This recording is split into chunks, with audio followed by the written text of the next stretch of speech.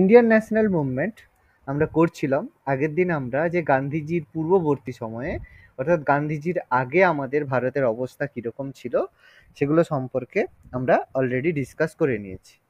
আজকে আমরা ডিসকাস করব যে গান্ধীজি আসার পরে ভারতের রাজনীতিতে কী ধরনের পরিবর্তন দেখা দিল সেগুলো সম্পর্কে আমাদের আজকে জানার বিষয়। ওকে, তো ফার্স্ট যেটা আমরা ইন্ডিয়ান ন্যাশনাল মুভমেন্টের মধ্যে আমরা ডিসকাস করছি, ওকে, সেটা হচ্ছে প্রথমে আমাদের গান্ধীজির ভারতে আগমন। সেকেন্ড,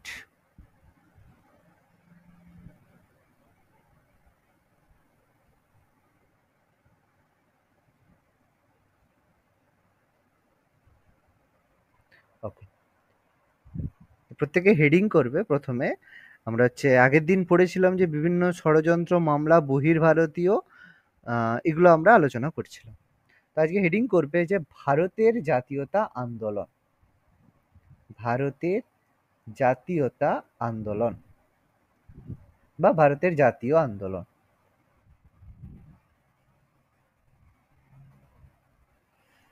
এবার ভারতের জাতীয় আন্দোলন বলতে আমরা এই যে টাইমটা ইন্ডিয়ান ন্যাশনাল মুভমেন্ট বা ভারতের জাতীয় আন্দোলন, এটাকে আমরা কয়েকটা ফেজে ভাগ করে থাকি, ফেজ বা অংশে ভাগ করে থাকি। প্রথম ফেজটা আমাদের 1919 থেকে 1935, এই টাইমটাকে আমরা একটা বড় ফেজ বলে থাকি। তাহলে এই টাইমের মধ্যে আমাদের অনেক ইম্পর্টেন্ট ইনসিডেন্ট হয়েছে। দুটো বড় মানে আন্দোলন এই 1919 থেকে 1935-এর মধ্যে হয়েছে গান্ধীজির নেতৃত্বে।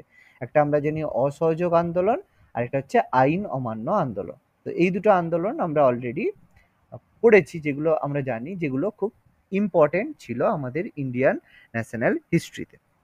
তো আমরা জানি যে যখন গান্ধীজি ভারতে আসে, মহাত্মা গান্ধী যখন ভারতে আসে, কত খ্রিস্টাব্দে গান্ধীজি ভারতে এসেছিল? 1915।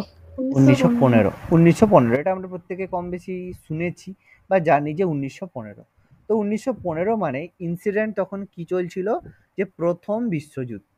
এটা আমরা প্রত্যেকেই জানি যে প্রথম বিশ্বযুদ্ধ, ফার্স্ট ওয়ার্ল্ড ওয়ার চলছিল কবে? 1914 থেকে 1918, 1914 থেকে 1918, এই টাইমের মধ্যে আমাদের চলছিল প্রথম বিশ্বযুদ্ধ, ফার্স্ট ওয়ার্ল্ড ওয়ার এই সময় চলছিল। এই ফার্স্ট ওয়ার্ল্ড ওয়ারের সময়, প্রথম বিশ্বযুদ্ধের সময় কি হয়েছিল, ভারতীয়রা এই প্রথম বিশ্বযুদ্ধে পার্টিসিপেট করেছিল। আমি অলরেডি বললাম যে জাতীয় কংগ্রেস কি করেছিল, প্রথম বিশ্বযুদ্ধে ব্রিটিশদেরকে সাহায্য করার প্রতিশ্রুতি দিয়েছিল। সেই কারণে প্রথম বিশ্বযুদ্ধে আমাদের ইন্ডিয়ান ন্যাশনাল কংগ্রেস কি করেছিল, পার্টিসিপেট করেছিল। এই সময় 1915-এ আমাদের মহাত্মা গান্ধী তখন ভারতে ছিলেন না, তখন তিনি ছিলেন কোথায়? সাউথ আফ্রিকা বা দক্ষিণ আফ্রিকাতে ছিলেন। তিনি তখন ছিলেন দক্ষিণ আফ্রিকাতে। তো দক্ষিণ আফ্রিকাতে তিনি কি করতে গিয়েছিলেন? দক্ষিণ আফ্রিকায় মানে গান্ধীজির একজন হচ্ছে দাদা ছিল, গান্ধীজির মানে রিলেটিভ হিসেবে দাদা ছিল, যে গান্ধীজির দাদার নাম ছিল আবদুল্লাহ। ওকে, গান্ধীজির দাদার নাম ছিল আবদুল্লাহ। সে আবদুল্লাহ কি করেছিল? হুম, গান্ধীজির দাদা আবদুল্লাহ কি করেছিল, তাকে ডেকে পাঠিয়েছিল যে তুমি দক্ষিণ ভারতে এসো, যে আইন বা লয়ের ক্ষেত্রে তুমি আমাকে এখানে সাহায্য করবে। কারণ গান্ধীজি তখন কোনো ধরনের সেভাবে কাজ ছিল না ইন্ডিয়াতে। এই জন্য তিনি বহুদিন আগে মানে 1897-এ 1897-এ তিনি দক্ষিণ আফ্রিকায় গিয়েছিলেন। এবং সেখানে গিয়ে তিনি কি করেছিলেন, সে দক্ষিণ আফ্রিকায় যেসব প্রবাসী ভারতীয়রা ছিল, যেসব দক্ষিণ আফ্রিকার ভারতীয়রা ছিল বা সেখানে অবস্থিত যেসব মানে বলবো হচ্ছে যারা হচ্ছে কৃষ্ণাঙ্গ ছিল, তাদেরকে নিয়ে তিনি দক্ষিণ ভারতে কি করেছিলেন, সত্যাগ্রহ করেছিলেন, সফল সত্যাগ্রহ করেছিলেন। এই কারণে যে আমাদের গোপাল কৃষ্ণ গোখলে, আমরা প্রত্যেকেই জানি যে গোপাল কৃষ্ণ গোখলে তিনি কি করেছিলেন, গান্ধীজিকে ডেকে পাঠিয়েছিলেন যে তুমি এসো, ভারতে এসো, এখানে রাজনৈতিক পরিস্থিতি তুমি সামাল দেবে। তো গোপাল কৃষ্ণ গোখলের আহ্বানে 1915 খ্রিস্টাব্দে গান্ধীজি কি করেছিলেন, ভারতে এসেছিলেন। তো খুব ইম্পর্টেন্ট যে কার আহ্বানে গান্ধীজি ভারতে এসেছিলেন, দ্যাট ইজ গোপাল কৃষ্ণ গোখলে। কত সালে? 1915 সালে। সেই জন্য গোপাল কৃষ্ণ গোখলে গান্ধীজির কি পলিটিক্যাল গুরু বা রাজনৈতিক গুরু। এটা আমরা অলরেডি ডিসকাস করেছি যে গান্ধীজির রাজনৈতিক গুরু কে ছিলেন, গোপাল কৃষ্ণ গোখলে। তাহলে আমরা সিচুয়েশনটা বুঝতে পারলাম যে কোন সিচুয়েশনে গান্ধীজি ভারতে এসেছিল। প্রথম বিশ্বযুদ্ধের সময় দক্ষিণ আফ্রিকায় সফল সত্যাগ্রহের কারণে গোপালকৃষ্ণ গোখলের আহ্বানে 1915 খ্রিস্টাব্দে গান্ধীজি ভারতে এসেছিলেন। এবং এবার এই যে গান্ধীজি, এই গান্ধীজি প্রথমে দক্ষিণ আফ্রিকায় কি করেছিলেন, আইন নিয়ে পড়াশোনা বা আইনের কাজ করতেন। ঠিক আছে, তো আইনের মানে আইনজীবী ছিলেন। তো দক্ষিণ আফ্রিকার তিনি লয়ার বা আইনজীবী ছিলেন, আইনজীবী হিসেবে কাজ করতেন। তার দাদা ছিল Abdullah, Abdullah and sons company ছিল তার, মানে ল ফার্মে তিনি কাজ করতেন আইনজীবী হিসেবে। এরপর কি হলো, তিনি যখন দক্ষিণ আফ্রিকা ভারত থেকে ফিরে এলেন, তখন ভারতে এসে তিনি প্রথমেই ভারতের ডাইরেক্ট পলিটিক্সে যোগদান করতে চেয়েছিলেন, কিন্তু গোপালকৃষ্ণ গোখলে তাকে ডাইরেক্ট পলিটিক্সে যোগদান করতে সেই সময় বাধা দিল। এই কারণে গান্ধীজি কি করলেন, 1915 থেকে 1917 দীর্ঘ 2 বছরের কাছাকাছি সময় তিনি কি করলেন, ভারত পরিভ্রমণ করলেন। এবং তিনি কি করলেন, 1917 1917 খ্রিস্টাব্দে তৈরি করলেন কি, বলো জানি, 1917 গান্ধীজি কি তৈরি করলেন, বলো জানি তো। সবরমতী ওই সবরমতী আশ্রম। আশ্রম। সবরমতী আশ্রম। তাহলে সবরমতী আশ্রম তিনি তৈরি করলেন। সারা ভারত পরিভ্রমণ করার পরে 1917 তিনি তৈরি করলেন বা ফাউন্ডেশন কি করলেন, সবরমতী আশ্রম। এই সবরমতী আশ্রমটা কোথায় অবস্থিত, গুজরাট অবশ্যই আহমেদাবাদ, গুজরাট। ঠিক আছে, গুজরাটের আহমেদাবাদে তিনি, অবশ্যই এই জন্য গুজরাট তো গান্ধীজিকে নিয়ে এতটাই মানে আমাদের গুজরাট থেকে বেশি বলা হয়ে থাকে। যাই হোক, তো সবরমতী আশ্রম আমাদের হচ্ছে যেখানে গুজরাটে তিনি কি করলেন, সবরমতী আশ্রম তৈরি করলেন। এবং সেই সবরমতী আশ্রম থেকে ধীরে ধীরে আমাদের চম্পারণ সত্যাগ্রহ, আহমেদাবাদ সত্যাগ্রহ, খেদা সত্যাগ্রহ এগুলো তৈরি করলেন। তাহলে ব্যাকগ্রাউন্ডটা আমরা বুঝতে পারলাম যে কিভাবে গান্ধীজি ভারতে তার যে মানে পদার্পণ করলেন ইন্ডিয়ান পলিটিক্সে, সেটা আমরা বুঝতে পারলাম। এবার আমরা এখানে কিছু ইয়ার, কিছু সাল আলোচনা করব গান্ধীজির জীবন সম্পর্কে, যে গান্ধীজির জীবনের সাথে যুক্ত কিছু গুরুত্বপূর্ণ সাল বা ইয়ার আমরা ডিসকাস করব। তো প্রথম ইয়ার সেটা হচ্ছে 1893, 1893। 1893, 1893 কি করলো, যে গান্ধীজি দক্ষিণ আফ্রিকায় গিয়েছিলেন। গান্ধীজি ভারত থেকে দক্ষিণ আফ্রিকায় যান। পরীক্ষায় কোশ্চেন আসে যে কত খ্রিস্টাব্দে গান্ধীজি দক্ষিণ আফ্রিকায় গিয়েছিলেন। তাহলে 1893, 1893-তে গান্ধীজি কি করেছিলেন, দক্ষিণ আফ্রিকায় গিয়েছিলেন। কি কারণে, বললাম যে তার দাদা আবদুল্লাহর হয়ে আইনজীবী হয়ে তিনি গিয়েছিলেন 1893-তে। এবার পরীক্ষা আছে 1895-এ। তাহলে সেখানে যাওয়ার পর তিনি কি হয়েছিল, আমরা প্রত্যেকেই জানি যে তাকে চলন্ত ট্রেন থেকে ফেলে দেওয়া হয়েছিল। সেই কারণে তিনি অপমানিত হয়েছিলেন এবং সেই কারণে তিনি কি করেছিলেন, সিদ্ধান্ত নিয়েছিলেন তাদের বিরুদ্ধে প্রতিরোধ গড়ে তোলার জন্য। এই জন্য তিনি 1895-এ, 1895-তে সাউথ ইন্ডিয়াতেই তৈরি করলেন কি, Natal Indian Congress. Natal Indian Congress তৈরি করলেন, Natal Indian Congress. Natal Indian Congress তৈরি করলেন কোথায়, সাউথ ইন্ডিয়া বা দক্ষিণ আফ্রিকায় তিনি তৈরি করলেন ন্যাটাল ইন্ডিয়ান কংগ্রেস 1895-এ। ভেরি ভেরি ইম্পর্টেন্ট সাল। তিনি কিন্তু সেখানেই তার মানে আন্দোলনটা থামিয়ে রাখলেন না। এরপর তিনি ক্রমাগত 1904, 1904-এ তিনি তৈরি করলেন কি, Phoenix farm. Very very important, Phoenix farm তিনি তৈরি করলেন। সেটা কোথায়, সাউথ ইন্ডিয়াতে, মানে দক্ষিণ আফ্রিকার ডারবান শহরের কাছে। দক্ষিণ আফ্রিকার ডারবান শহরের কাছে তিনি তৈরি করলেন ফেনিক্স ফার্ম। প্রচুর ইম্পর্টেন্ট, প্রায় পরীক্ষায় আছে যে গান্ধীজি ফেনিক্স ফার্ম তৈরি করেছিলেন কত খ্রিস্টাব্দে, খুব ইম্পর্টেন্ট, তৈরি করেছিলেন 1904, 1904 খ্রিস্টাব্দে গান্ধীজি সাউথ ইন্ডিয়াতে তৈরি করেন। 1895 লিখেছেন, বলো, 1895। নাটাল ইন্ডিয়ান কংগ্রেস, দন্তেনয়াকার টয়াকার ল, Natal Indian Congress, Natal Indian Congress.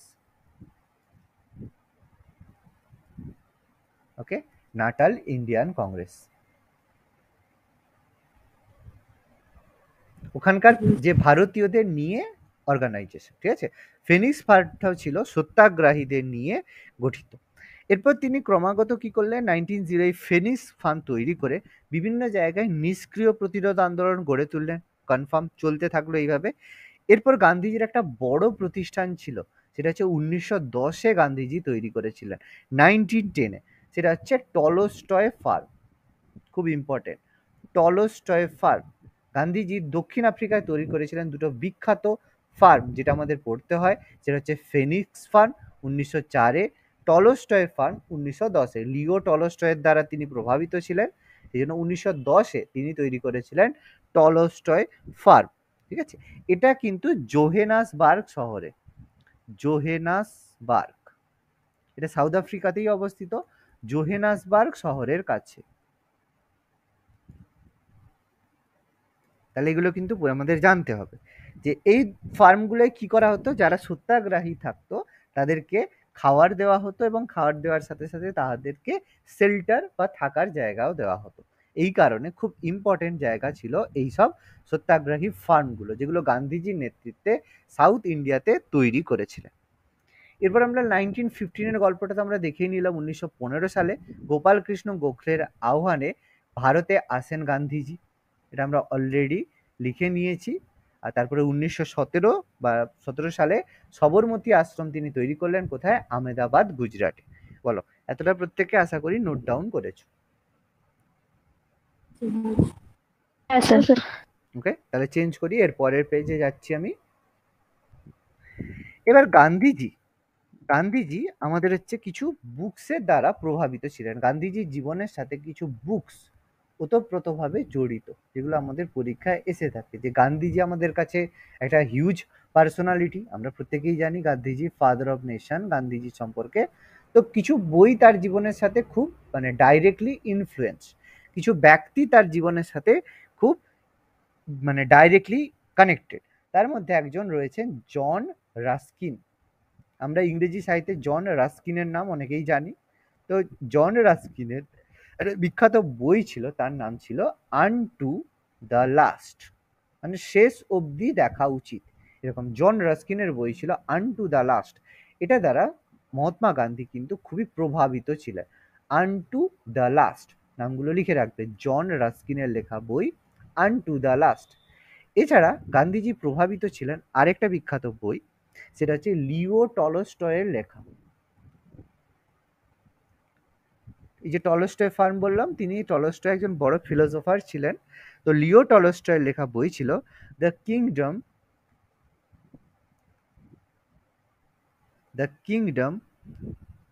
Of God is within you.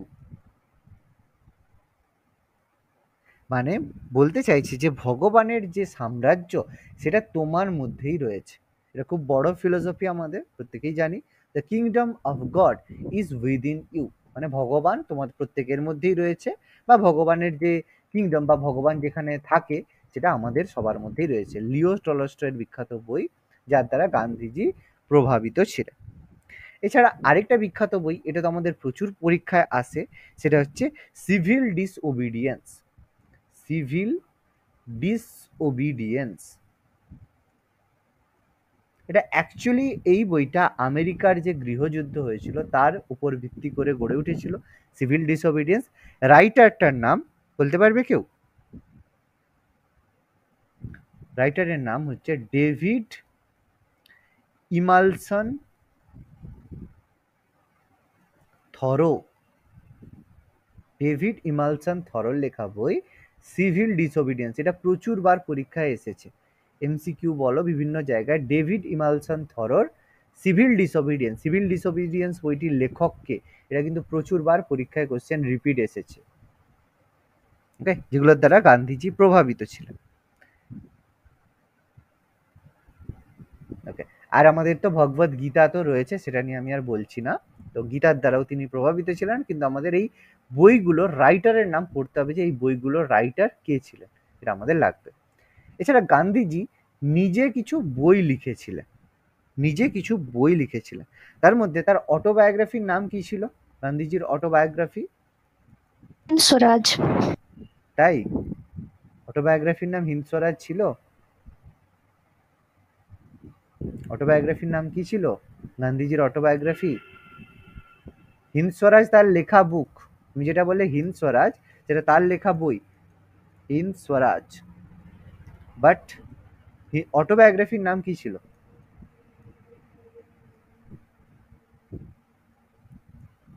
Gandhiji সবসময় কিসের ওপর জোর দিতেন? অহিংস সত্যাগ্রহ। ওকে, অহিংসার ওপর তিনি জোরদান করতেন, কিন্তু তিনি জীবনে একটা কথাই বলতেন যে সবসময় সত্যের পথে চলবে। ওকে, তাহলে তার অটোবায়োগ্রাফি সেই সত্য নিয়েই কিছু একটা ব্যাপার। এবার বলা যাবে কি হতে পারে?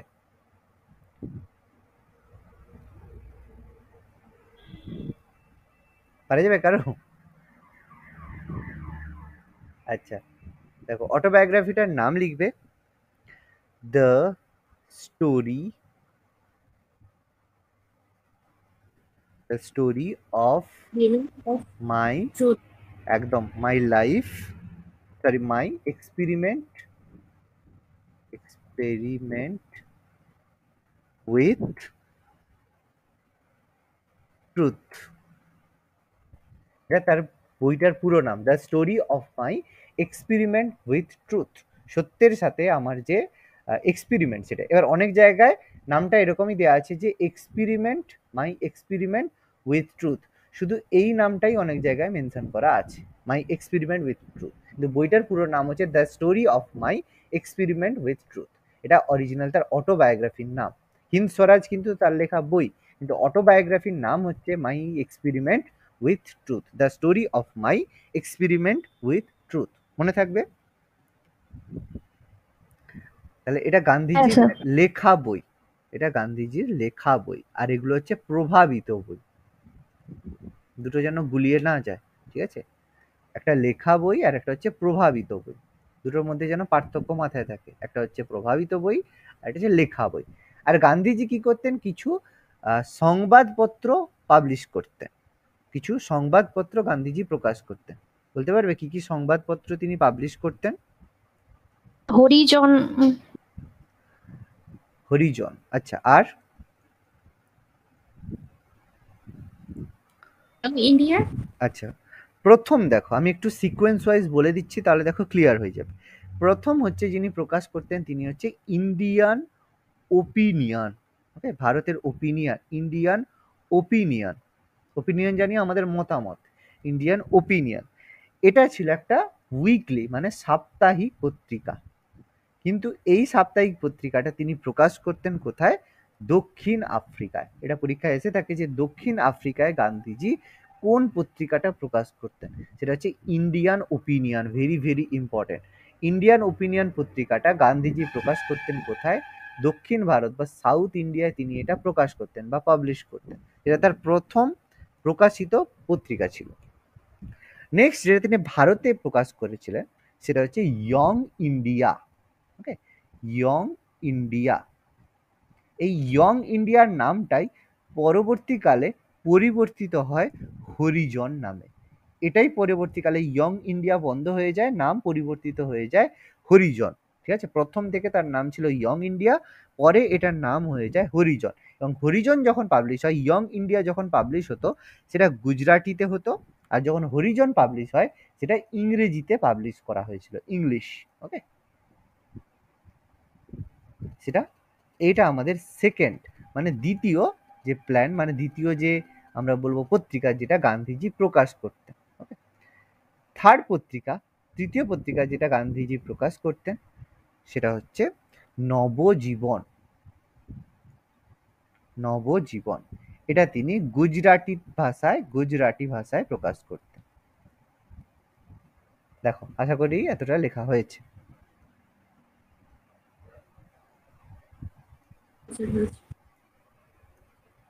হ্যাঁ স্যার। তাহলে গান্ধীজি সম্পর্কে আশা করি আমাদের একটা মানে কনসেপ্ট এলো যে গান্ধীজি হচ্ছে মানে কোথা থেকে এসেছে, তাই তো? গান্ধীজির ব্যাকগ্রাউন্ড জিনিসগুলো আমাদের ডিসকাস করলাম। এবার গান্ধীজিকে বিভিন্ন টাইটেল বা এপিথেটে ডাকা হয়ে থাকে। কি বলা হয় গান্ধীজিকে? মহাত্মা বলা হয়। মহাত্মা বলা হয়, আর কি বলা হয়? অর্ধনগ্ন ফকির। আচ্ছা, মহাত্মা বলা হয়। Very good. আর কি বলা হয়? জাতির জনক বলা হয়। হ্যাঁ বলা হয়। আর কি বলা হয়? আর কি বলা হয়? অর্ধনগ্ন ফকির বলতে যেটাকে বলা হয় যে এটাকে কি বলা হয়? হ্যাঁ, যেটাকে অর্ধনগ্ন ফকিরই, ঠিক আছে। ওটাকে আরেকটা স্পেসিফিক ভাবে একটা কি বলেছিল। আচ্ছা, এবার কে বলেছিল কোনটা? আরেক আর আরেকটা লিখে রাখবে, one man boundary army. One man boundary army. আচ্ছা, এবার কোশ্চেন যেটা হচ্ছে, মহাত্মা উপাধি তাকে কে দিয়েছিল? জাতির জনক উপাধি তাকে কে দিয়েছিল? অর্ধনগ্ন ফকির তাকে কে বলেছিল? আর ওয়ান ম্যান উইদাউট আর্মি তাকে কে বলেছিল? বলো। জাতির জনকটা সুভাষচন্দ্র বসু বলেছিলেন, আর অর্ধনগ্ন ফকিরটা চার্চিল বলেছিলেন। সুভাষচন্দ্র বোস। ওকে। অর্ধনগ্ন ফকির বলেছিল উইনস্টন চার্চিল। Very good. আর হচ্ছে মহাত্মা কে বলেছিল? এটা তো জানি। রবীন্দ্রনাথ ঠাকুর। রবীন্দ্রনাথ ঠাকুর। রবীন্দ্রনাথ ঠাকুর। আচ্ছা, ভেরি গুড। আর one man with boundary army এটা বলেছিল লর্ড মাউন্ট ব্যাটেন। লর্ড মাউন্ট ব্যাটেনকে তো চিনি, তাই তো? শেষ ভাইসরয় আমাদের ছিল। ঠিক আছে, লর্ড মাউন্ট ব্যাটেন। তো এটা ছিল আমাদের মোটামুটি যারা গান্ধীজিকে এপিথেট দেওয়া হয়। আচ্ছা, কোনটা মানে কোন পরিপ্রেক্ষিতে দেওয়া হয়েছিল আমি জিকে ক্লাসে ডিসকাস করেছিলাম, মনে আছে? ক্লাস করেছিলে?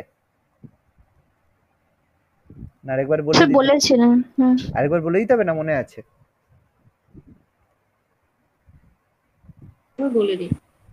আচ্ছা, ভুলে গেছো তো। দেখো ছোট্ট করে একটু বলে দিচ্ছি। মহাত্মা তাকে আমাদের রবীন্দ্রনাথ টেগোর দিয়েছিল কখন? যখন আমাদের চম্পারণ সত্যাগ্রহ হয়েছিল 1917। যখন চম্পারণ সত্যাগ্রহ হয়, সেখানে গান্ধীজির যে পার্টিসিপেশন, সেখানে তাতে খুশি হয়ে রবীন্দ্রনাথ টেগোর তাকে মহাত্মা বলেছিল। জাতির জনক গান্ধীজিকে বলেছিল সুভাষচন্দ্র বসু 1942। 1942 সালে যখন কুইট ইন্ডিয়া মুভমেন্ট হয়, তখন ভারতের বাইরে ছিল সুভাষচন্দ্র বসু।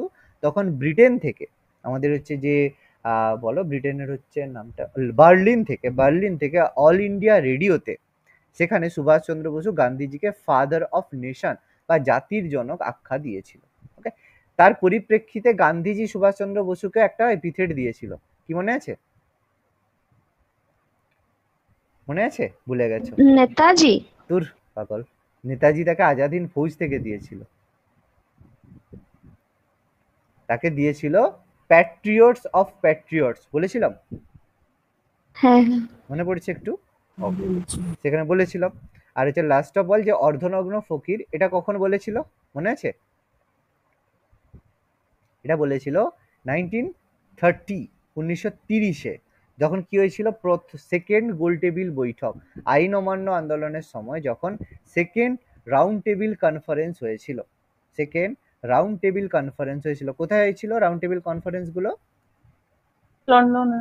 লন্ডনে হয়েছিল। সেই লন্ডনে যখন লর্ড আরউইনের সাথে গান্ধীজির যখন দিল্লি চুক্তি স্বাক্ষর হয়, তারপর যখন লন্ডনের দ্বিতীয় গোলটেবিল বৈঠকে গান্ধীজি পার্টিসিপেট করতে গিয়েছিল, তখন এই উপাধিটা তাকে দিয়েছিল উইনস্টন চার্চিল। ওকে। আর one man without boundary army এটা লর্ড মাউন্ট ব্যাটেন দিয়েছিল 1947-এ, 1947 সালে যখন আমাদের ইন্ডিয়ান ইন্ডিপেন্ডেন্স অ্যাক্ট পাস হয়। মানে লর্ড মাউন্ট ব্যাটেন যখন ভারতে আসেন, তো গান্ধীজির অ্যাক্টিভ মানে এর কারণে লর্ড মাউন্ট ব্যাটেন গান্ধীজিকে এই উপাধিটা দিয়েছিল 1947। মনে থাকবে প্রত্যেকটা? Mickey mouse, Sarojini Naidu. হ্যাঁ হ্যাঁ, সেগুলো আর বলে বলে মিকি মাউস বলেছিল। হ্যাঁ ঠিক আছে, মিকি মাউস বলেছিল সরোজিনী নাইডু। মিকি মাউস বলেছিল সরোজিনী নাইডু, একদম সরোজিনী নাইডু। মানে অ্যাকচুয়ালি উপরে যে চারটে বললাম, এগুলো আমাদের পলিটিক্যাল ইনসিডেন্টের সাথে যুক্ত, তো রাজনৈতিক মানে প্রেক্ষাপটের সাথে যুক্ত। তো মানে হিস্ট্রির সাথে যুক্ত, আর এটা হচ্ছে একটা স্নেহের জন্য আর কি, মানে একটু ভালোবেসে সরোজিনী নাইডু গান্ধীজিকে এটা বলতেন। যাই হোক, সেটা নিয়ে অনেক ব্যাপার আছে। যাই হোক, ঠিক আছে, এতটা অবধি আশা করি লিখেছো। হ্যাঁ স্যার। ওকে। আর দুটো কথা বলেছিলাম, গান্ধীজির পলিটিক্যাল গুরু কে ছিল? গোপাল কৃষ্ণ গোপাল কৃষ্ণ গোখলে। আর বলেছিলাম গান্ধীজি সে বিবেক জাগ্রতকারী, বলেছিলাম আগের ক্লাসেই বলেছিলাম। রাজনৈতিক গুরু, পলিটিক্যাল গুরু গোপাল কৃষ্ণ গোখলে, এটা তো আমরা প্রত্যেকেই জানি। আচ্ছা, গোপাল কৃষ্ণ গোখলে আর কার পলিটিক্যাল গুরু ছিল? আলী জিন্না। মোহাম্মদ আলী জিন্নাহ। ঠিক আছে, মোহাম্মদ আলী জিন্নাহর পলিটিক্যাল গুরুও কিন্তু গোপাল কৃষ্ণ গোখলেই ছিল। ঠিক আছে। আর হচ্ছে গান্ধীজির যেটাকে বলা হয় বিবেক জাগ্রতকারী, মানে যখনই গান্ধীজি যখন মানে কোনো কিছু নিয়ে এর মধ্যে দোটানার মধ্যে থাকতেন, ঠিক আছে, তো তখন তিনি কি করতেন, একজনের সাথে পরামর্শ করতেন। সেই ব্যক্তিটা কে ছিল, যেটাকে গান্ধীজির বিবেক জাগ্রতকারী বা একে বলা হয়ে থাকে, সেটা ছিল নান আদার দেন সি আর। সি আর হচ্ছে চক্রবর্তী রাজা গোপালাচারী। বলেছিলাম এটা? হ্যাঁ স্যার। এটা কিন্তু জিকে ক্লাসটাতেই আমি বলেছিলাম, ভুলে যাচ্ছ, একটু পড়তে হবে, রিভিশন করো, সামনে পরীক্ষা আছে। চক্রবর্তী রাজা গোপালাচারী, ওকে। গোপাল কৃষ্ণ গোখলে তার পলিটিক্যাল গুরু বা রাজনৈতিক গুরু। দেখো, এতটা অব্দি আশা করি প্রত্যেকের ক্লিয়ার, নোট ডাউন করেছো। ডান। হ্যাঁ স্যার। এবার দেখো, গান্ধীজির যেটা অ্যাক্টিভ পার্টিসিপেশনের মধ্যে প্রথম ছিল চম্পারণ সত্যাগ্রহ। চম্পারণ সত্যাগ্রহ, এটা গান্ধীজির অ্যাক্টিভ মানে কাজের মধ্যে প্রথম, যেটাই গান্ধীজি পার্টিসিপেট করেছিলেন। প্রথম ভারতে এসে প্রথম সত্যাগ্রহ গান্ধীজির ছিল চম্পারণ সত্যাগ্রহ। কত খ্রিস্টাব্দে করেছিলেন গান্ধীজি চম্পারণ সত্যাগ্রহ? 1917। 1917 খ্রিস্টাব্দে গান্ধীজি চম্পারণ সত্যাগ্রহ ছিল প্রথম ভারতে এসে তার সত্যাগ্রহ। তো এই চম্পারণটা অবস্থিত কোথায়? বিহারে। ওকে, চম্পারণটা অবস্থিত হচ্ছে বিহারের চম্পারণ গ্রামে। এই চম্পারণ সত্যাগ্রহ করেছিল।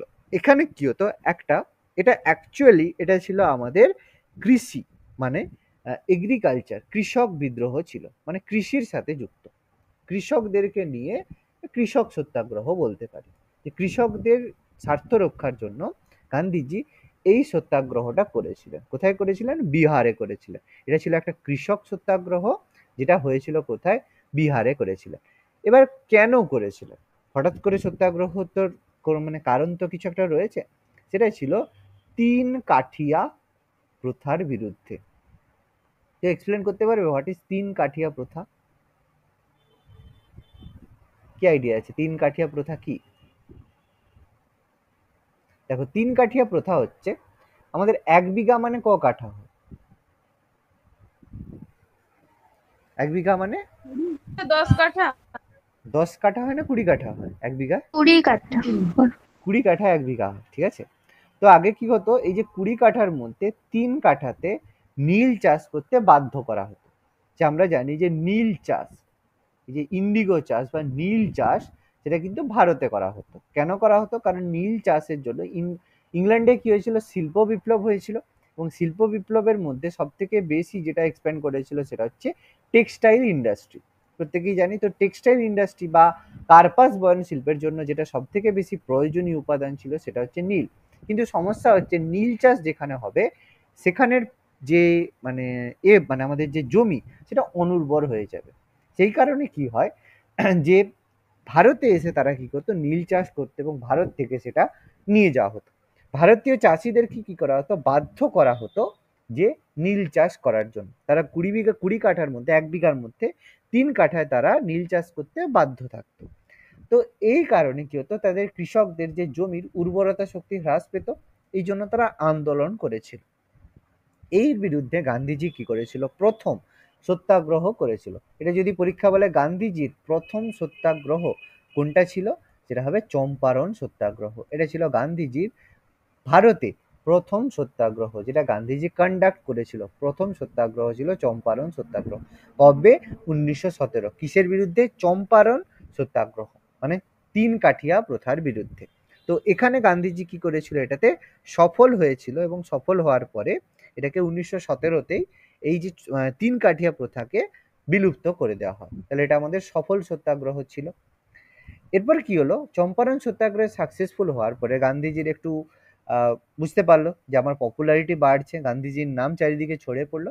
এই জন্য গান্ধীজি সেকেন্ড সত্যাগ্রহ করলো কোথায়? আমেদাবাদে, যেটা আমেদাবাদ সত্যাগ্রহ নামে পরিচিত।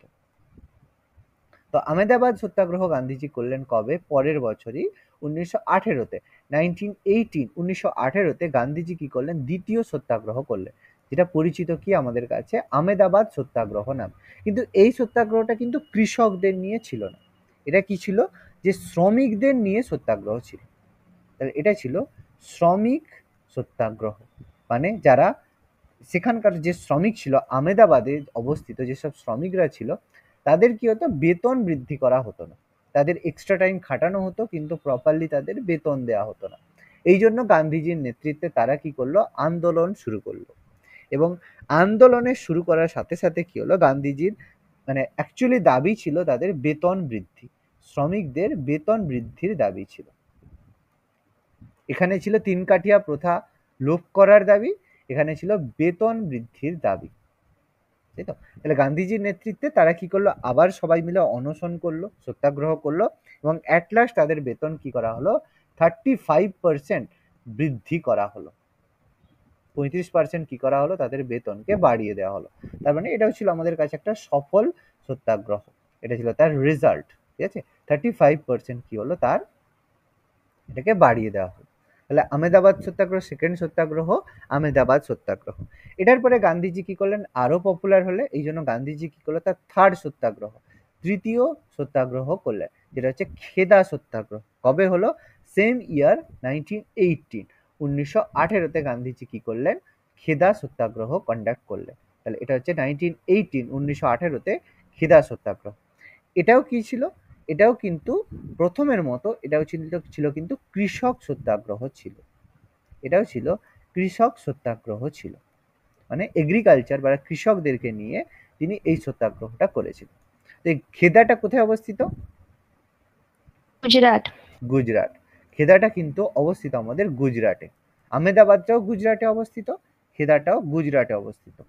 আর এটা আমাদের গুজরাট, আর এটা আমাদের বিহারে অবস্থিত, চম্পারণ। যেন দেখো জায়গাগুলো যেন গুলিয়ে না যায়, ঠিক আছে? যখন পড়বে, পড়ার পরে দেখবে গুলিয়ে যেতে পারে, তাহলে জায়গাগুলো যেন গুলিয়ে না যায়। এই যেটা আমাদের আমেদাবাদ আমাদের চম্পারণ সত্যাগ্রহ বিহার ছিল, আমেদাবাদ গুজরাট, আর খেদাটাও কিন্তু গুজরাটের সত্যাগ্রহ ছিল, এটাও কৃষক সত্যাগ্রহ ছিল। এবার এই সত্যাগ্রহ কৃষকরা কেন সত্যাগ্রহ করেছিল? কারণ কি হতো? তাদের কাছ থেকে উচ্চ হারে রাজস্ব নেওয়া হতো, উচ্চ হারে তাদের কাছ থেকে রাজস্ব বা ট্যাক্স নেওয়া হতো। তাহলে দাবি ছিল উচ্চ হারে রাজস্বের বিরুদ্ধে, যে তারা হাই মানে উচ্চ পরিমাণে ট্যাক্স তারা দেবে না, এটা ছিল তাদের দাবি, যে যেটা তাদের ট্যাক্স হবে সেটাই দেওয়া হবে, তার বেশি তারা ট্যাক্স দেবে না। এই কারণে ভূমি রাজস্ব থেকে বা উচ্চ হারের ট্যাক্সের এগেনস্টে গান্ধীজি কি করেছিল? খেদা সত্যাগ্রহ করেছিল। তাহলে তিনটা সত্যাগ্রহ গান্ধীজি ভারতে এসে পরপর করেছিলেন। প্রথম চম্পারণ সত্যাগ্রহ, নাম্বার 2 আমেদাবাদ সত্যাগ্রহ, আর 3 নম্বর হচ্ছে খেদা সত্যাগ্রহ। এটা 17, এটা 18, এটা 19। এবার যদি বলে আমাদের কোনটা, এবার পরীক্ষার সময় তোমাদের সিকোয়েন্স ভুলে গেছো, কোনটা আগে কোনটা পরে, তাহলে সেটা মনে রাখার জন্য কি করবে? একটা কথা মনে রাখবে, সেটা হচ্ছে কেক, CAK, কেক মনে রাখবে। কেক মানে কি? প্রথম হচ্ছে সি মানে হচ্ছে চম্পারণ, এ মানে হচ্ছে আমেদাবাদ, আর কে মানে হচ্ছে খেদা। মনে রাখতে পারবে? আর ই দিয়ে কিছু নেই, ই দিয়ে মনে রাখার মতো কিছুই নেই। তাহলে তিনটে সত্যাগ্রহ আমাদের মনে রাখতে হবে। First of all Champaran satyagraha, number 2 Ahmedabad satyagraha, number 3 খেদা সত্যাগ্রহ। মনে থাকবে প্রত্যেকে? কোন সত্যাগ্রহে রাজেন্দ্র প্রসাদ কে যোগদান করেছিলেন? রাজেন্দ্র প্রসাদ, রাজেন্দ্র প্রসাদ হচ্ছে আমাদের হচ্ছে বিহারে, চম্পারণে। বিহারের গান্ধী বলা হয় না রাজেন্দ্র প্রসাদকে? আর সর্দার বল্লভভাই প্যাটেলও তো অংশগ্রহণ করেছিলেন। হ্যাঁ, বল্লভভাই প্যাটেল এর সঙ্গেই ছিল। বল্লভভাই প্যাটেলের সাথে আহমেদাবাদ সত্যাগ্রহে বল্লভভাই প্যাটেলের সঙ্গে দেখা হয়েছিল। ঠিক আছে? এখানে অনেক চম্পারণ সত্যাগ্রহতে প্রচুর লোকে আচার্য বিনোবা ভাবে পার্টিসিপেট করেছিল, অনেকে পার্টিসিপেট করেছিল। মানে এগুলো খুব মানে ইম্পর্টেন্ট সত্যাগ্রহ ছিল তখন। ওকে, দেখা এতটা অব্দি ক্লিয়ার? নোট ডাউন করে নিয়েছো? আচ্ছা, এবার দেখো আমরা ডিসকাস করব যে গান্ধীজি ভারতে আসার পরে মানে ফার্স্ট ওয়ার্ল্ড ওয়ার এত কিছু হলো, 1918 হয়ে গেল, তাহলে প্রথম বিশ্বযুদ্ধ তো এন্ড হয়ে গেল, প্রথম বিশ্বযুদ্ধ শেষ হয়ে গেল। তাহলে কি হলো 1918-তে, মানে এত কিছুর পরে কি হলো, প্রথম বিশ্বযুদ্ধ শেষ হলো। তাহলে ভালো কথা, খুব মানে ভালো ঘটনা আমাদের কাছে যে প্রথম বিশ্বযুদ্ধ শেষ, ইংল্যান্ডরা জিতে গেল। তাহলে প্রথম বিশ্বযুদ্ধ শেষ হলো 1918-তে। এবার সঙ্গে সঙ্গে ভারতীয়দের মনে লাড্ডু ফুটতে শুরু করলো।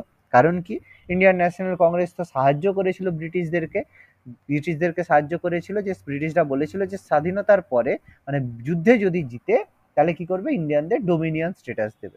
এবার ভালো, যুদ্ধে জিতে গেছে, তার মানে সবাই এবার বলবে বা এবার তো যুদ্ধে জিতে গেছে, এবার আমাদের ডোমিনিয়ন স্ট্যাটাস দিয়ে দাও। তখন ব্রিটিশরা বললো হ্যাঁ ঠিক আছে, তোমরা হেল্প করেছো, আমার খুব ভালো লেগেছে।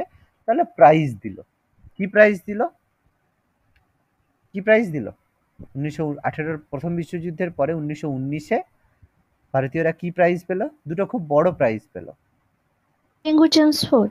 একদম প্রথম প্রথম যেটা প্রাইজ সেটা হচ্ছে রাওলাট আইন। ঠিক আছে, রাওলাট আইন এটা ছিল। মন্টেগু ট্রান্সপোর্টটা অতটা কিছু বলার মতো নয়, যাই হোক সেটা বলবো, সেটা একটু অ্যাকচুয়ালি আমি যে সেন্সে বলছি সেই সেন্সের উত্তরটা হচ্ছে রাওলাট আইন। আর রাওলাট আইনের পরিপ্রেক্ষিতে আমাদের হলো জালিয়ানওয়ালাবাগের হত্যাকাণ্ড। ঠিক আছে, জালিয়ানওয়ালাবাগের হত্যাকাণ্ড, জালিয়ানওয়ালাবাগ, যাই হোক জালিয়ানওয়ালাবাগের হত্যাকাণ্ড। তো এইটা হচ্ছে আমাদের প্রাইজ, মানে সাহায্য করার পুরস্কার হিসেবে আমরা দুটো বড় প্রাইজ পেলাম।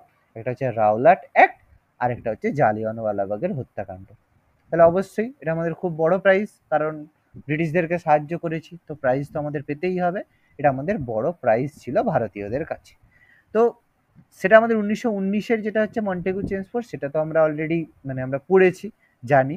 এবার ব্যাপারটা হচ্ছে যে রাওলাট অ্যাক্ট যেটা হলো, এই রাওলাট অ্যাক্টটা ভারতে চালু করা হলো কেন, বা এর পরিপ্রেক্ষিটা কি, মানে আমরা ডিসকাস করব রাওলাট অ্যাক্ট সম্পর্কে, রাওলাট আইন সম্পর্কে আমরা আলোচনা করব, যেটা 1919-এ পাস করা হয়েছিল।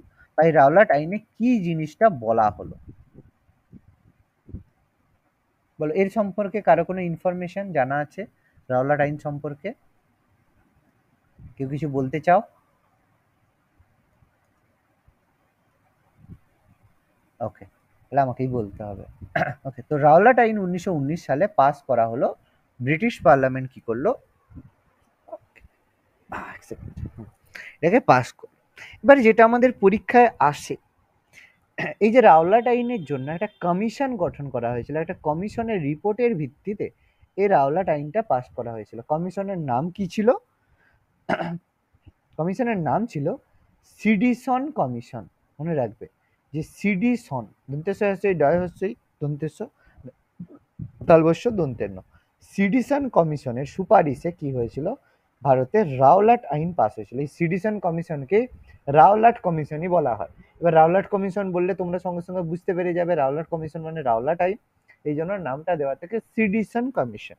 এই সিডিসন কমিশন কি করেছিল, তার রিপোর্টের ভিত্তিতে আমাদের রাওলাট আইন পাস হয়েছিল। এই সিডিসন কমিশনটা গঠন করা হয়েছিল কবে? 1917-তে গঠন করা হয়েছিল। সিডিসন কমিশন গঠন করা হয় 1917-তে, তিনি রিপোর্ট পেশ করে 1919-এ। সেই রিপোর্টের ভিত্তিতে আমাদের গড়ে উঠেছিল রাওলাট আইন। ওকে, এবার যেটা বলা হয় যে রাওলাট আইনটাকে কবে কার্যকরী করা হয়, প্রচুরবার পরীক্ষায় আসে রাওলাট আইন কবে কার্যকরী করা হয়। কার্যকরী করা হয় 1919, সেটা ডেটটা আমাদের বলতে হবে 18ই মার্চ। 18ই মার্চ 1919 রাওলাট আইনকে কার্যকরী করা হয়। ডেট আমাদের ভালো করে মনে রাখতে হবে। 18ই মার্চ 1919 রাওলাট আইনকে কার্যকরী করা হয়। ওকে, কোন কমিশনের ভিত্তিতে, রিপোর্টের ভিত্তিতে রাওলাট আইন গঠিত হয়? সিডিসন কমিশনের রিপোর্টের ভিত্তিতে। আশা করি মনে থাকবে। এবার এখানে কি বলা হলো, এই যে রাওলাট আইনে কি কি জিনিস বলা হলো? নিশ্চয়ই কিছু বলা হয়েছে রাওলাট আইনের ভিত্তিতে। বলা হলো কি, নাম্বার 1 জিনিস যেটা রাওলাট আইনের ভিত্তিতে বলা হলো যে কি, যে কারো বিরুদ্ধে যেসব রাজদ্রোহ মামলা হবে। রাজদ্রোহ মামলা বলতে, যে রাজদ্রোহ মামলা বলতে যেখানে মনে হবে যে ব্রিটিশদের এগেনস্টে তুমি একটা কিছু কমেন্ট করলে বা কিছু একটা কাজ করলে, সেটা রাজদ্রোহ মামলা হবে। তার যে বিচার হবে, তার জন্য কোনো জেনারেল কোনো আদালতে তুমি যেতে পারবে না, তার জন্য হবে বিশেষ আদালত। বিশেষ আদালত তার জন্য থাকবে। অবশ্যই বিশেষ আদালত মানে বুঝতেই পারছো তারা কি করবে। এমনি আদালত হলে যতটা রুলস রেগুলেশন থাকে, বিশেষ আদালতে নিশ্চয়ই এত কিছু রুলস রেগুলেশন থাকবে না। তার মানে রাজদ্রোহ মামলার জন্য কি করা হলো, বিশেষ আদালত গঠন করা হলো। মানে যারা রাজদ্রোহী হবে তাদেরকে মানে ভালো রকমই শাস্তি দেওয়ার বা আইডেন্টিফাই করার একটা ভালো পদ্ধতি। নেক্সট কি করা হলো, যেটা সব থেকে খারাপ জিনিস করা হলো, যে কাউকে বিনা বিচারে বিচার করা হবে না, বিনা বিচারে 2 বছর পর্যন্ত আটকে রাখা যাবে।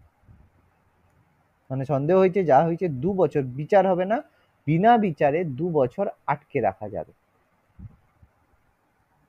ভালো কথা, খুবই ভালো জিনিস করেছে। তো প্রাইজ তো পেতেই হবে, কোনো সমস্যা নেই। মানে সাহায্য যখন প্রথম বিশ্বযুদ্ধে করেছো, তো পুরস্কার দিচ্ছে, পুরস্কারটা তো এবার নিতে হবে। এটা ছিল সেকেন্ড পুরস্কার রাওলাট আইনের ক্ষেত্রে। তৃতীয়তে বলা হলো যে এইসব বিশেষ আদালত থেকে যে রায় দেওয়া হবে, যে আদালতের যে রায় দেওয়া হবে, আদালতের রায়ের বিরুদ্ধে তুমি কোনো, আদালতের রায়ের বিরুদ্ধে আবেদন করা যাবে না। ভালো কথা, কোনো আবেদনও তুমি করতে পারবে না। ওকে, তাহলে এটা হলো আমাদের 3 নম্বর ব্যাপার। আচ্ছা, এটা এক সেকেন্ড।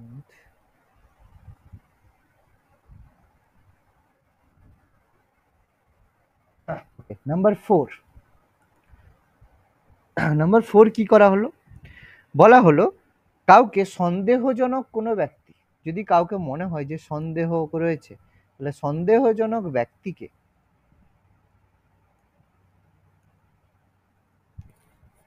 গ্রেপ্তার করা যাবে। মানে প্রমাণ না পেলেও সন্দেহের ভিত্তিতেই তুমি তাকে গ্রেপ্তার করতে পারবে। ভালো কথা, খুব ভালো জিনিস। নাম্বার 5 বললো, নাম্বার 5 বলা হলো কি, যে সব আমাদের সংবাদপত্র রয়েছে, যেসব সংবাদপত্র রয়েছে, সেই সংবাদপত্র কোনো রকম ব্রিটিশ বিরোধী বা রাজদ্রোহী কোনো কিছু সংবাদপত্র প্রকাশ করতে পারবে না।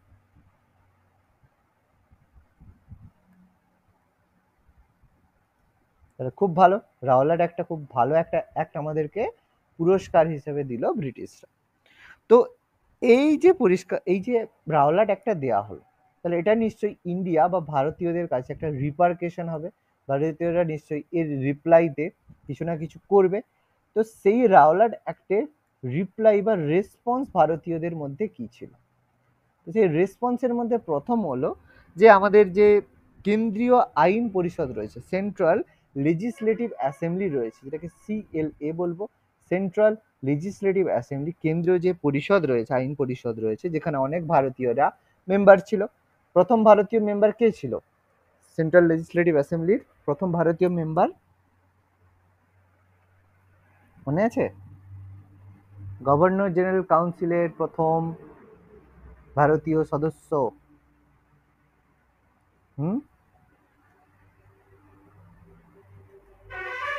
সত্যেন্দ্র প্রসাদ সিনহা। মনে পড়ছে? মনে পড়েছে?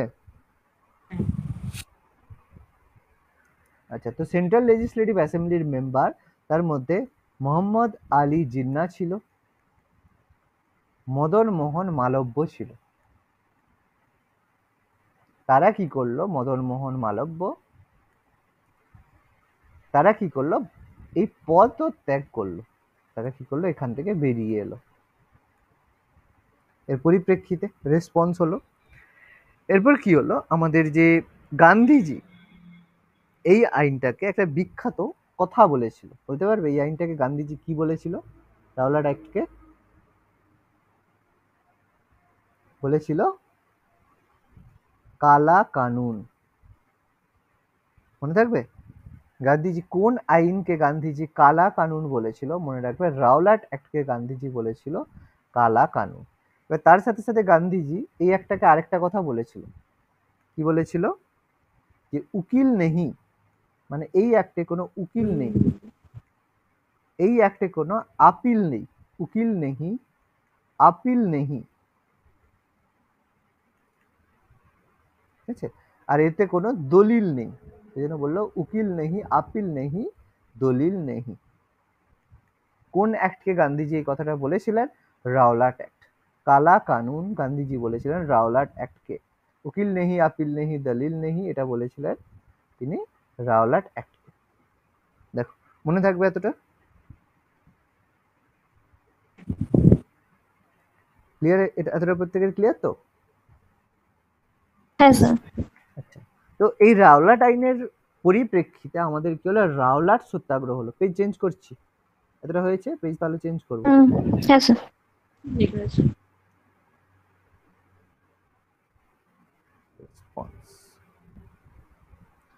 ওকে, তো এর পরিপ্রেক্ষিতে গান্ধী আমাদের কি হলো, যে রাওলাট সত্যাগ্রহ শুরু হলো।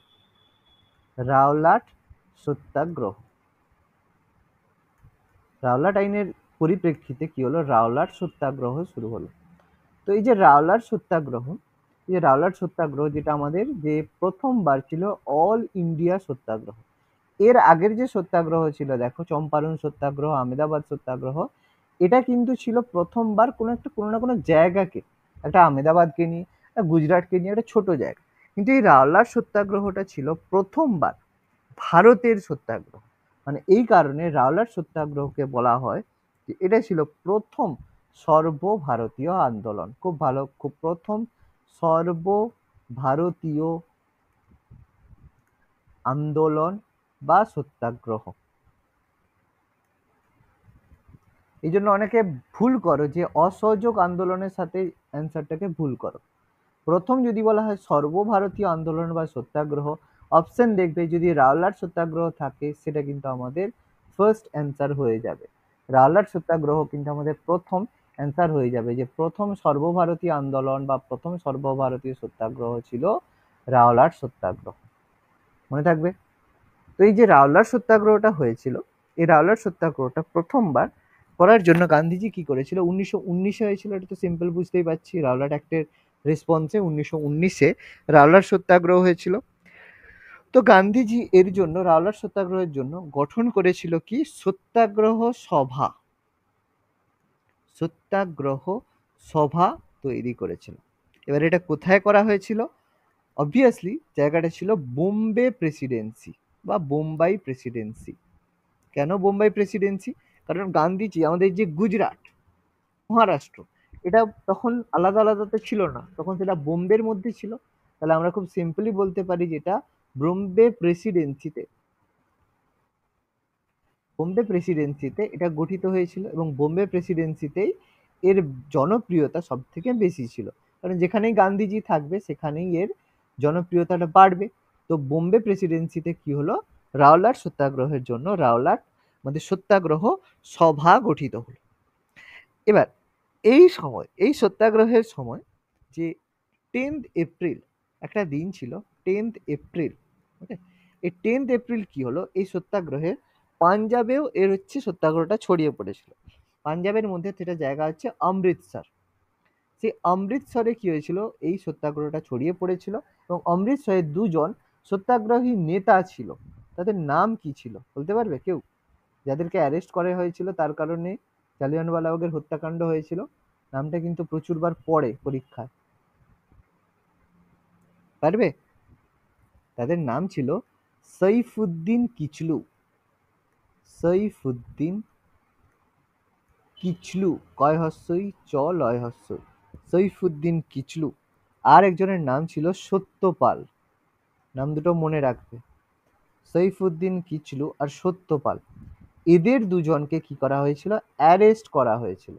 এরা ছিল অমৃতসরের দুজন স্থানীয় নেতা।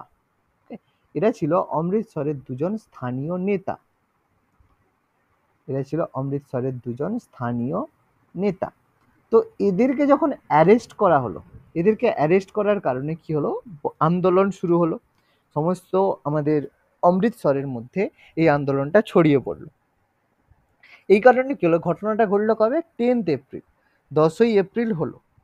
এবং সঙ্গে সঙ্গে গান্ধীজি চাইলো কি, যে 10th এপ্রিল যখনই অ্যারেস্ট করা হলো, তখনই গান্ধীজি চাইলো কি অমৃতসরে যাওয়ার চেষ্টা করলো।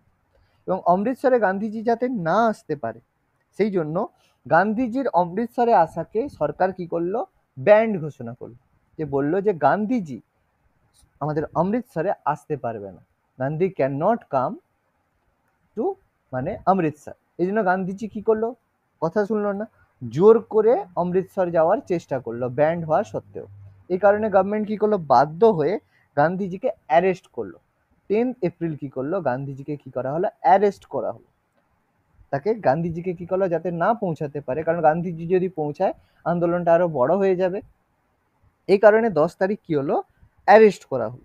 এবং অ্যারেস্ট করার সাথে সাথে 11ই এপ্রিল, 11th এপ্রিল কি করলো, আমাদের গভর্নমেন্ট কি করলো, বা ব্রিটিশ গভর্নমেন্ট কি করলো, জারি করে দিল সামরিক আইন, যেটাকে আমরা বলি মার্শাল ল। ঠিক আছে, সরকার জারি করলো কি সামরিক আইন, বা যেটাকে আমরা বলি মার্শাল ল জারি করলো।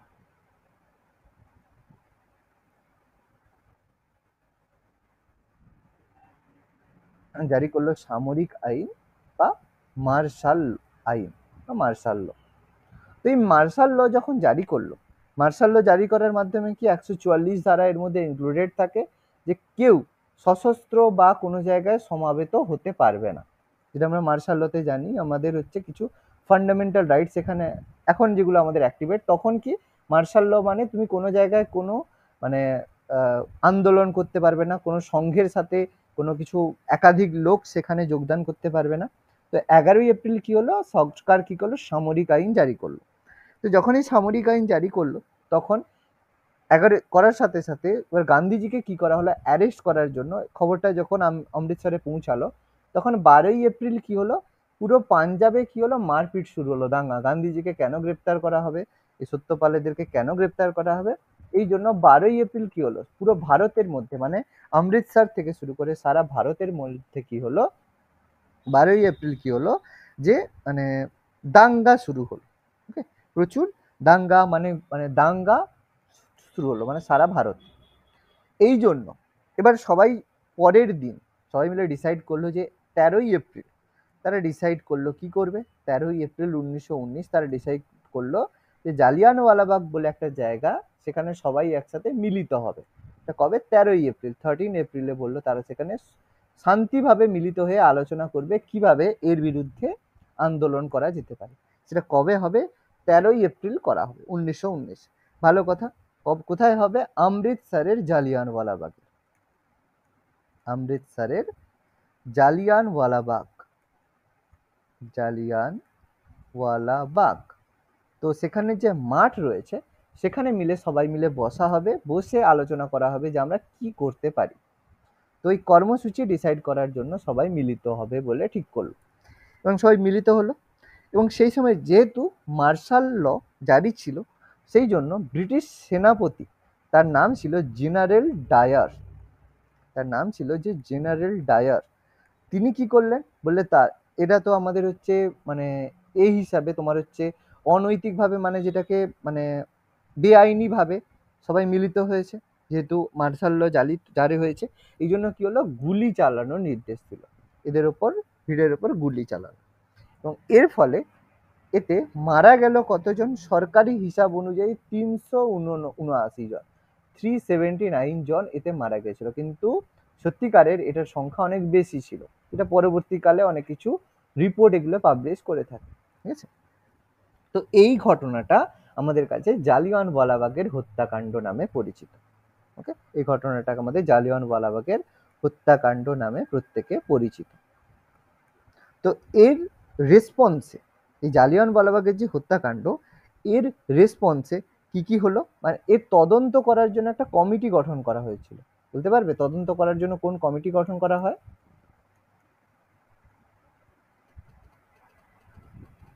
পারা উচিত, বলো, পারবে? Hunter commission. ওকে, জালিয়ানওয়ালাবাগের হত্যাকাণ্ড করার জন্য তৈরি করা হয়েছিল কি, হান্টার কমিশন তৈরি করা হয়েছিল। হান্টার কমিশন তৈরি করা হয়েছিল যাতে জালিয়ানওয়ালাবাগে যে কি ঘটনাটা ঘটেছে তার তদন্ত করার জন্য কমিটি গঠন করা হয়েছিল। আচ্ছা, এতটা লেখা হয়েছে প্রত্যেকের?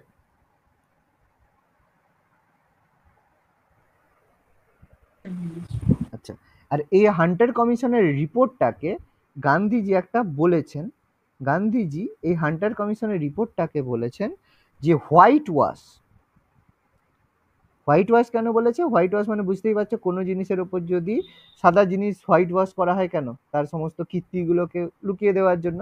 তো হান্টার কমিশনের রিপোর্টটা ছিল ব্রিটিশদের যে কর্মকাণ্ড বা খারাপ কাজ তার বিরুদ্ধে হোয়াইট ওয়াশ ছিল হান্টার কমিশনের রিপোর্ট।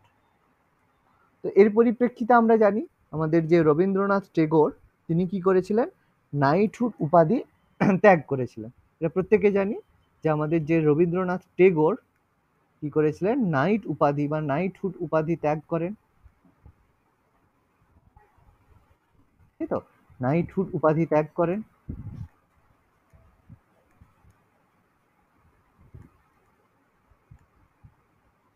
আর কি হয়েছিল আমাদের যে এটাকে আমাদের হচ্ছে ল্যান্সবেরি, দুটো কথা মনে রাখতে হবে। একজন ল্যান্সবেরি এটাকে বলেছিল যে ইংরেজ জাতির লজ্জা, এটাকে বলেছিল ইংরেজ জাতির লজ্জা। দুটো স্টেটমেন্ট মনে রাখবে, এটাকে ইংরেজ জাতির লজ্জা বলেছিল কে? ল্যান্সবেরি বলেছিল এটা ছিল ইংরেজ জাতির লজ্জা। আর টেগোর বলেছিল, রবীন্দ্রনাথ টেগোর কি করেছিল? নাইটহুড উপাধি ত্যাগ করেছিল। দেখো, আশা করি প্রত্যেকে এতটা হয়ে গেছে।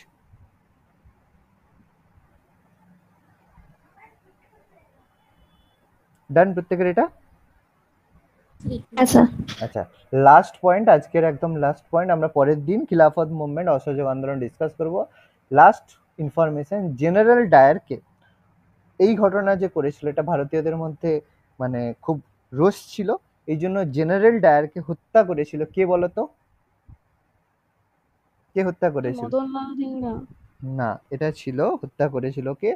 সর্দার উধম সিং, মনে রাখবে, ঠিক আছে?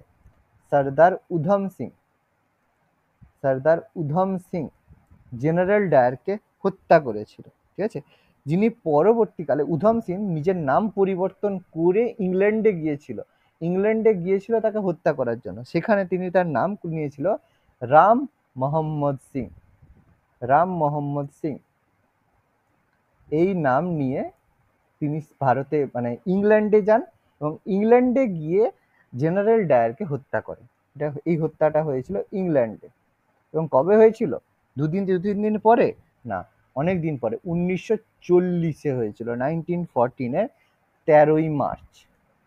বাবা, কতদিন পরে? রাগ ছিল 1940-এর 13ই মার্চ ইংল্যান্ডে গিয়ে, ঠিক আছে, ইংল্যান্ডে গিয়ে সর্দার উধম সিং জেনারেল ডায়ারকে হত্যা করেছিল। কোন নাম নিয়ে? রাম মোহাম্মদ সিং নাম নিয়ে ইংল্যান্ডে 1940 খ্রিস্টাব্দের 13ই মার্চ তিনি হত্যা করে আসেন জেনারেল ডায়ারকে। ওকে, দেখো এতটা আমাদের আজকের কমপ্লিট, এতটা গান্ধীজি এবং গান্ধীজির যে প্রথম স্টেজের রাওলাট আইন আর আমাদের বলো জালিয়ানওয়ালাবাগের হত্যাকাণ্ড অবধি আমরা আজকে ডিসকাস করবো। বলো, এই টপিকের মধ্যে কারো যদি কোনো কোশ্চেন থাকে বলো।